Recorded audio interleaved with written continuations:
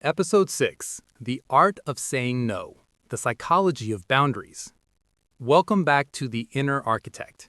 This is our sixth session together, and today we are tackling a topic that is often the single biggest barrier to personal freedom.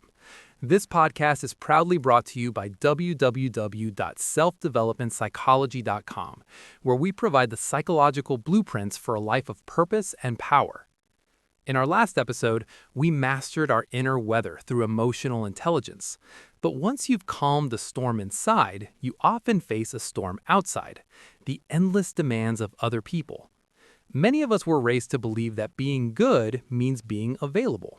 We were taught that no is a rude word, a selfish word, or a bridge-burning word. But in the world of high-level self-development, we have a different perspective. Your yes has no value if you are not capable of saying no. Today, we are going to explore the psychology of boundaries, why we fear them, how to set them, and why no is actually the most generous word you can speak. Part 1. The People Pleaser's Brain. Why is it so physically painful to say no? For many of us, when someone asks for a favor we don't want to do, we feel a surge of anxiety. That is your biological need for belonging being triggered. In our ancestral past, being cast out of the tribe meant death. Therefore, our brains evolved to view social rejection as a survival threat. When you say no, your amygdala, that smoke detector we discussed in episode 5, screams, "Warning, you are risking the relationship. You are becoming an outcast." At www.selfdevelopmentpsychology.com, we call this the price of the yes. Every time you say yes to something you don't want to do, you are saying no to something else, usually your own peace, your own goals, or your own family. You aren't being nice, you are being dishonest. You are trading your internal integrity for external approval. Part 2. The 3 types of boundaries. To spend 45 minutes deeply understanding this, we must look at where your boundaries are currently leaking. Boundaries are not walls to keep people out. They are gates to keep you safe. Physical boundaries. This is your personal space and your physical body. It's knowing when you need rest and when you need solitude. Emotional boundaries. This is the ability to separate your feelings from someone else's. If your partner is angry, do you automatically become angry or anxious? If so, your emotional boundary is thin. Time and energy boundaries. This is the most common area of struggle. It's the ability to protect your deep work time and your personal energy from being nibbled away by energy vampires and low-priority requests. Part 3. The resentment compass. How do you know when you need to say no? Your body has the built-in detection system, resentment. Resentment is a powerful psychological signal. It is the feeling that someone is overstepping your limits or that you are giving more than you are willing to give. If you find yourself complaining about how much you do for others, or if you feel a sense of dread when a certain person's name pops up on your phone, that is your resentment compass pointing toward a broken boundary. At www.selfdevelopmentpsychology.com, we encourage you to listen to that resentment. It is not a bad emotion, it is a protective one.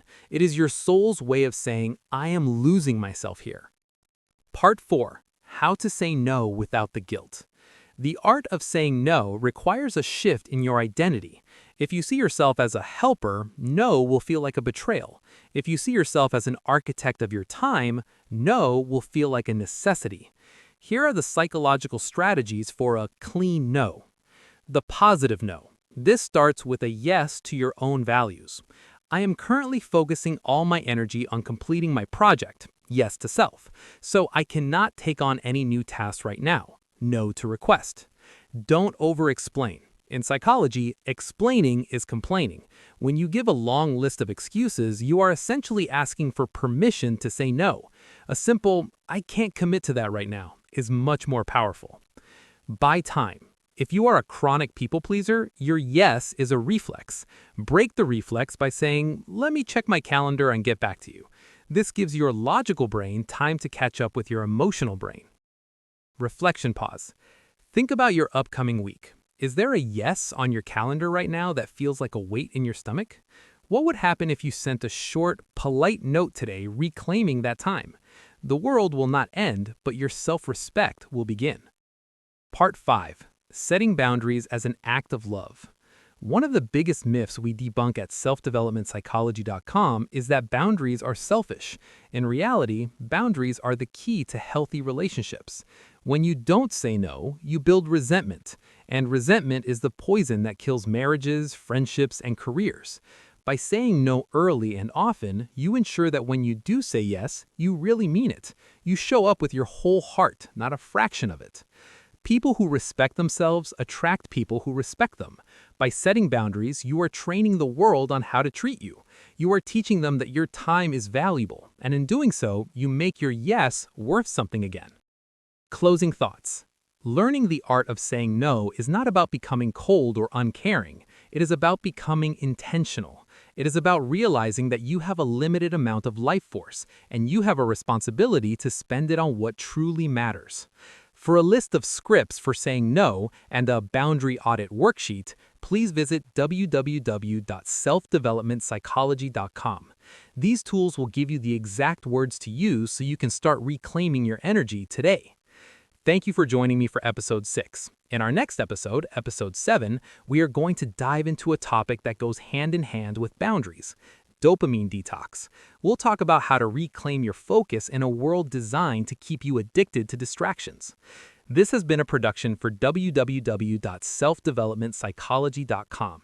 Until next time, guard your yes and master your no.